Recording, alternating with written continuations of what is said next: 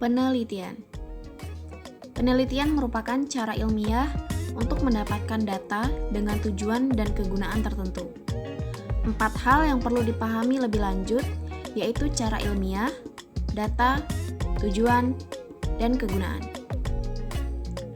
Penelitian merupakan cara ilmiah yang didasarkan pada ciri-ciri keilmuan, yaitu rasional, empiris, dan sistematis. Data yang diperoleh dalam penelitian memiliki kriteria tertentu, yakni valid, reliable, dan objektif. Tujuan penelitian secara umum yakni bersifat penemuan, pembuktian, dan pengembangan. Statistika. Statistik diartikan sebagai alat mengolah data angka. Sedangkan statistika adalah cabang ilmu yang mengamati dan mengembangkan cara-cara mengolah data angka. Statistik pendidikan, penelitian pendidikan. Statistik pendidikan adalah ilmu pengetahuan yang mempelajari tentang prinsip, metode, dan prosedur yang perlu digunakan dalam rangka penyajian, penganalisaan bahan keterangan berwujud angka.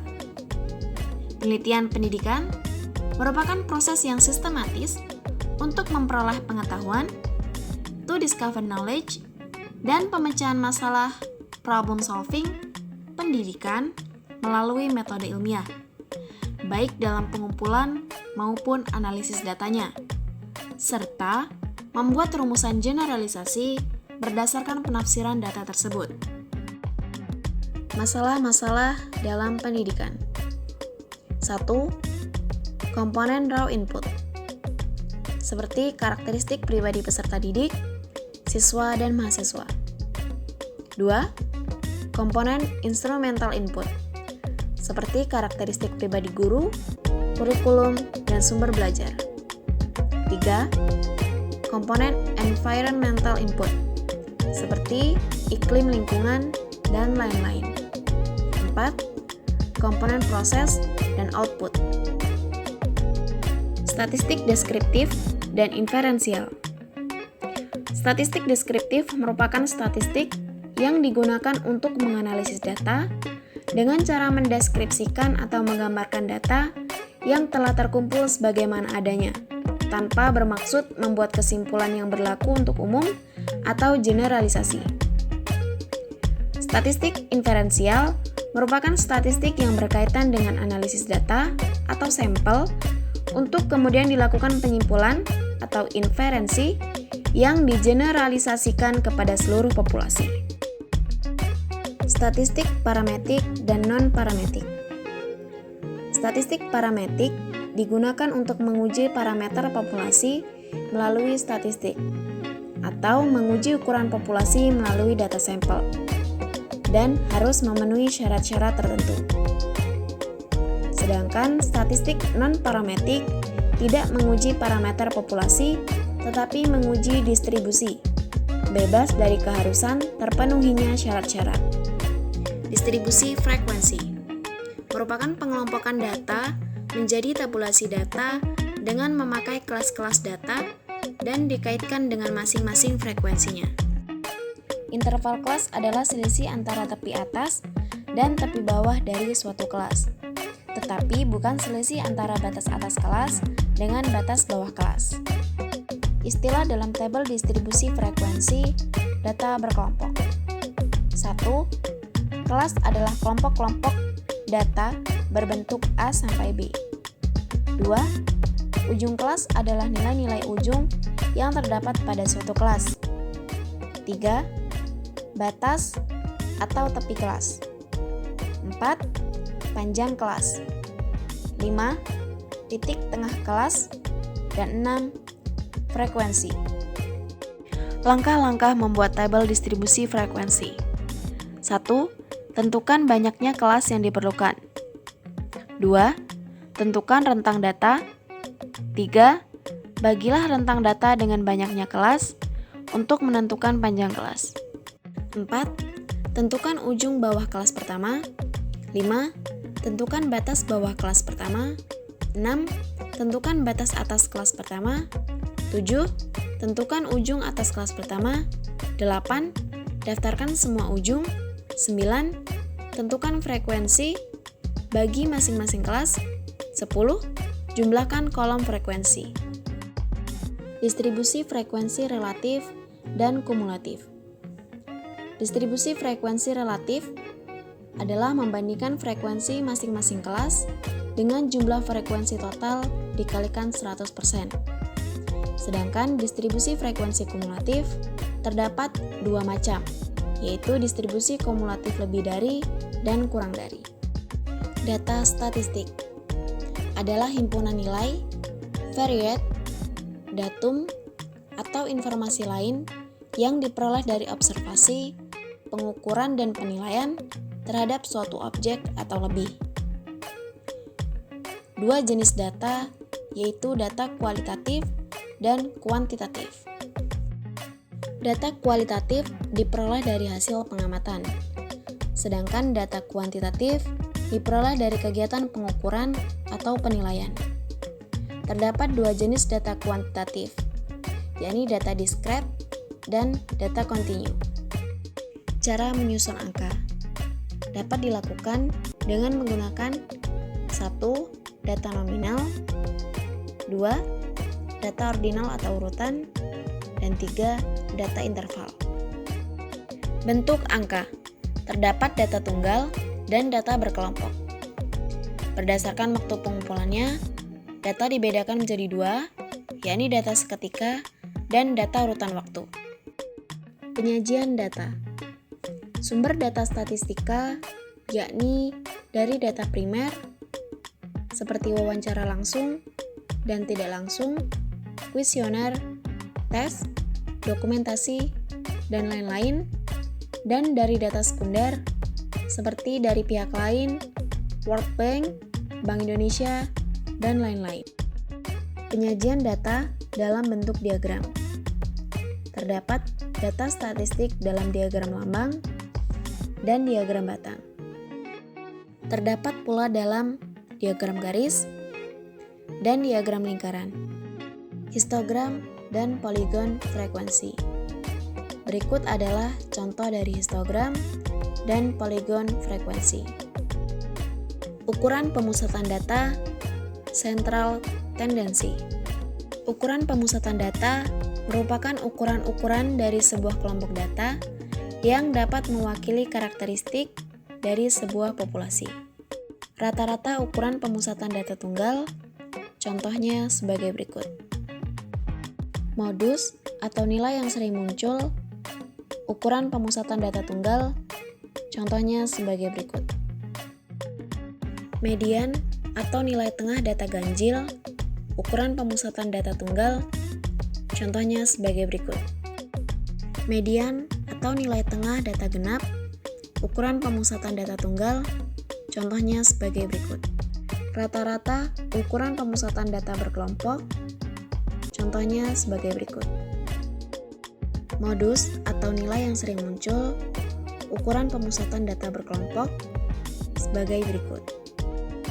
Median atau nilai tengah, ukuran pemusatan data berkelompok, sebagai berikut. Kuartil, desil, dan persentil.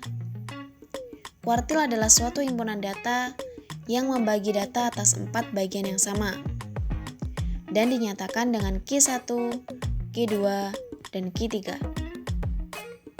Desil adalah suatu himpunan data yang membagi data atas 10 bagian yang sama dan dinyatakan dengan D1, D2, D3, seterusnya sampai D9. Persentil adalah suatu himpunan data yang membagi data atas 100 bagian yang sama dan dinyatakan dengan P1, P2, P3, dan seterusnya hingga P99. Ukuran penyebaran data adalah suatu ukuran yang menyatakan seberapa besar nilai-nilai data berbeda atau bervariasi dengan nilai ukuran pusatnya, atau seberapa besar penyimpangan nilai-nilai data dengan nilai pusatnya. Macam-macam ukuran. 1. Jangkauan atau range. Jangkauan adalah selisih antara nilai maksimum dan nilai minimum yang terdapat dalam data. Jangkauan dapat dihitung dengan rumus sebagai berikut. 2. Simpangan rata-rata. Simpangan rata-rata dari sekumpulan bilangan adalah nilai rata-rata hitung harga mutlak simpangan-simpangannya. Berikut adalah rumus simpangan rata-rata data tunggal dan data kelompok. 3. Simpangan baku atau standar deviasi. Simpangan baku yang dilambangkan dengan S dari sekumpulan bilangan adalah akar dari jumlah deviasi kuadrat dari bilangan-bilangan tersebut, dibagi dengan banyaknya bilangan atau akar dari rata-rata deviasi kuadrat. Dirumuskan sebagai berikut. 4. Kuartil. Kuartil adalah nilai yang membagi sekumpulan data yang terurut menjadi 4 bagian yang sama, yaitu bagian pertama, kedua, ketiga, dan keempat. Berikut ini adalah rumus kuartil data tunggal dan data berkelompok. 5. Persentil. Persentil merupakan pembagian data terurut ke dalam 100 bagian sama banyak. Dari 100 bagian tersebut, ada 99 buah pembatas nilai persentil. Berikut adalah rumus persentil data tunggal dan data kelompok. 6. Koefisien variasi. Koefisien variasi adalah perbandingan antara simpangan standar dengan nilai rata-rata yang dinyatakan dengan persentase. Koefisien variasi berguna untuk melihat sebaran data dari rata-rata hitungnya. Besaran koefisien variasi dinyatakan dengan rumus sebagai berikut. 7. Angka baku atau nilai standar. Angka baku digunakan untuk mengetahui kedudukan suatu objek yang sedang diselidiki dibandingkan terhadap nilai rata-rata kumpulan objek tersebut. Angka baku atau nilai standar dapat dihitung dengan menggunakan rumus sebagai berikut. Populasi dan sampel. Populasi yaitu keseluruhan individu atau objek yang diteliti dan memiliki beberapa karakteristik yang sama. Sedangkan sampel adalah bagian dari jumlah dan karakteristik yang dimiliki oleh populasi tersebut. Homogenitas populasi dipengaruhi oleh 3 aspek, yakni aspek tempat atau geografis, aspek subjek, dan aspek sosial. Teknik pengambilan sampel. 1. Probability sampling, yaitu teknik pengambilan sampel yang didasarkan atas probabilitas bahwa setiap unit sampling memiliki kesempatan yang sama untuk terpilih menjadi sampel. 2. Non-probability sampling, yaitu teknik pengambilan sampel yang besarnya peluang anggota populasi untuk terpilih menjadi sampel tidak diketahui. Teknik sampling menentukan ukuran sampel. Terdapat 3 metode praktis, yakni yang pertama Table-Crechy, 2. Nomogram Harry-King, dan 3. rumus Solvin. Hipotesis. Hipotesis adalah pernyataan tentatif yang merupakan dugaan mengenai apa saja yang sedang kita amati dalam usaha untuk memahaminya. Fungsi hipotesis. Hipotesis merupakan kebenaran sementara yang perlu diuji kebenarannya. Oleh karena itu, hipotesis dibentuk untuk menentukan kemungkinan atau untuk menguji kebenaran suatu teori. Hal-hal yang perlu dipertimbangkan dalam merumuskan hipotesis. 1. Harus mengekspresikan hubungan antara 2 variabel atau lebih. 2. Kedua variabel tersebut adalah variabel bebas dan variabel tergantung. 3. Harus dinyatakan secara jelas dan tidak bermakna ganda. Artinya, hipotesis harus bersifat spesifik dan mengacu pada satu makna. 4. Harus dapat diuji secara empiris. Maksudnya ialah memungkinkan untuk diungkapkan dalam bentuk operasional yang dapat dievaluasi berdasarkan data yang didapatkan secara empiris. 5. Sebaiknya hipotesis jangan mencerminkan unsur-unsur moral, nilai-nilai atau sikap. Menurut tingkat abstraksinya, hipotesis dibagi menjadi 3, 1. Hipotesis yang menyatakan adanya kesamaan-kesamaan dalam dunia empiris. 2. Hipotesis yang berkenaan dengan model ideal.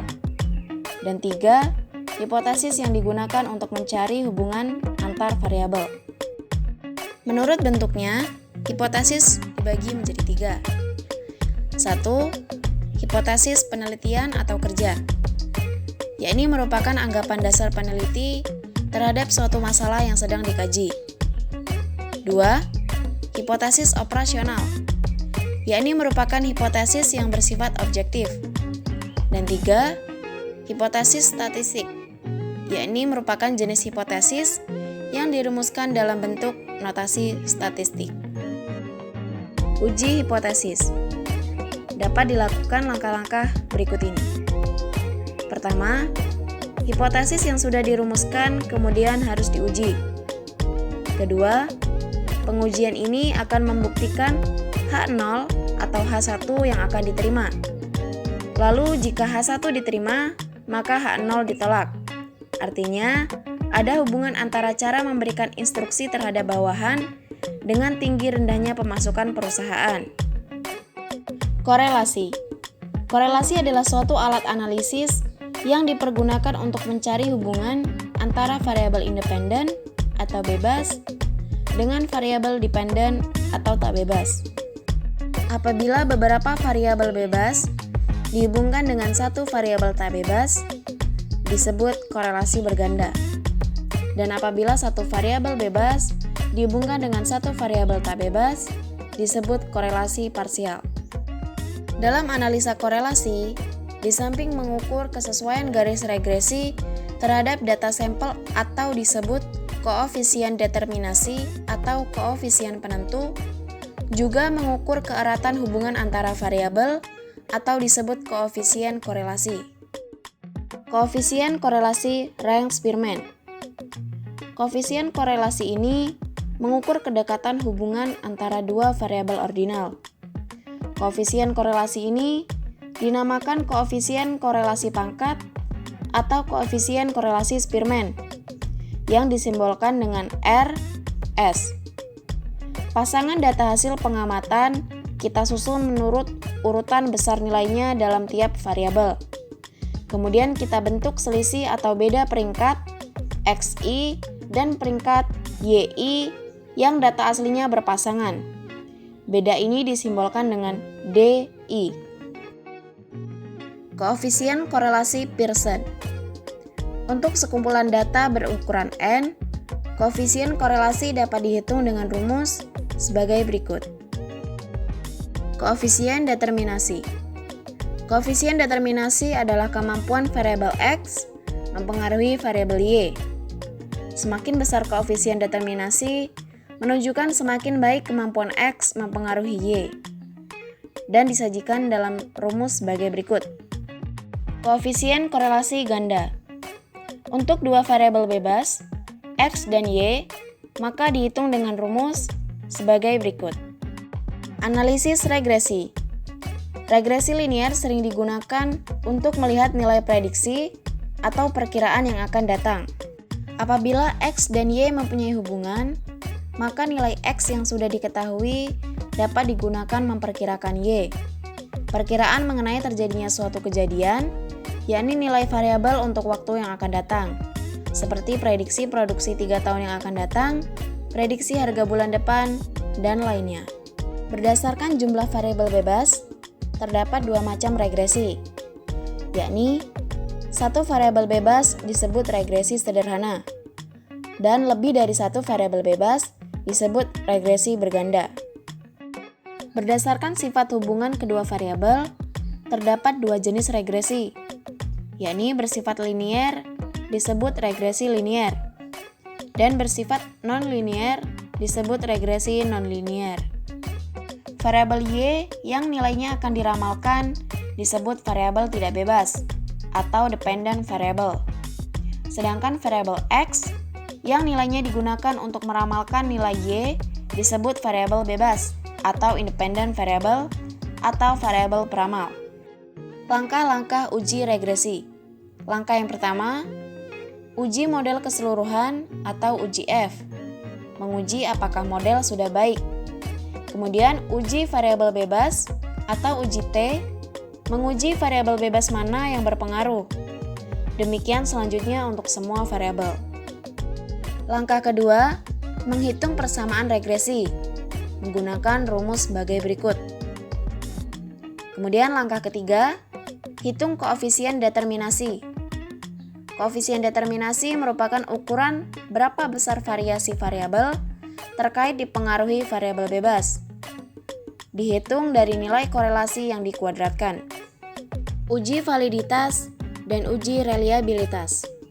Pengujian validitas tiap butir pertanyaan pada instrumen digunakan analisis item, lalu mengkorelasikan skor tiap butir dengan skor total yang merupakan jumlah tiap skor butir. Item yang mempunyai korelasi positif dengan kriterium skor total serta korelasi yang tinggi menunjukkan bahwa item tersebut mempunyai validitas yang tinggi pula. Analisis item dilakukan dengan menghitung korelasi antara skor butir instrumen dengan skor total. Macam-macam validitas. 1. Validitas logis. Kata logis berasal dari kata logika yang berarti penalaran. Sebuah instrumen evaluasi menunjuk pada kondisi sebuah instrumen yang memenuhi persyaratan valid berdasarkan penalaran. 2. Validitas empiris. Memuat kata empiris yang artinya pengalaman. Sebuah instrumen dapat dikatakan memiliki validitas empiris apabila sudah diuji dari pengalaman. 3. Validitas isi. Sebuah tes dikatakan memiliki validitas isi apabila mengukur tujuan tertentu yang sejajar dengan materi atau isi pelajaran yang diberikan. 4. Validitas konstruksi. Sebuah tes dikatakan memiliki validitas konstruksi apabila butir-butir soal yang membangun tes tersebut mengukur setiap aspek berpikir seperti yang disebutkan dalam indikator tujuan instruksional khusus. 5. Validitas prediksi. Memprediksi artinya meramal. Meramal selalu mengenai hal yang akan datang, jadi sekarang belum terjadi. Sebuah tes dikatakan memiliki validitas prediksi atau validitas ramalan apabila mempunyai kemampuan untuk meramalkan apa yang akan terjadi pada masa yang akan datang. Sebagai alat pembanding, validitas prediksi adalah nilai-nilai yang diperoleh setelah peserta tes mengikuti pelajaran di perguruan tinggi. 6. Validitas butir soal atau validitas item. Validitas item adalah sebuah item dikatakan valid apabila mempunyai dukungan yang besar terhadap skor total. Skor pada item menyebabkan skor total menjadi tinggi atau rendah. 7. Validitas faktor. Setiap keseluruhan materi pelajaran terdiri dari pokok-pokok bahasan atau mungkin sekelompok pokok bahasan yang merupakan kesatuan. Uji reliabilitas. Reliabilitas dapat diukur dengan jalan mengulang pertanyaan yang mirip pada nomor-nomor berikutnya, atau dengan jalan melihat konsistensinya diukur dengan korelasi dengan pertanyaan lain. Uji reliabilitas dengan Cronbach alpha dirumuskan sebagai berikut. Perlu diperhatikan. Pertama, nilai-nilai untuk pengujian reliabilitas berasal dari skor-skor item angket yang valid. Item yang tidak valid tidak dilibatkan dalam pengujian reliabilitas. 2. Baik buruknya reliabilitas instrumen dapat dibandingkan dengan tabel yang tergantung pada N dan tingkat signifikansi A.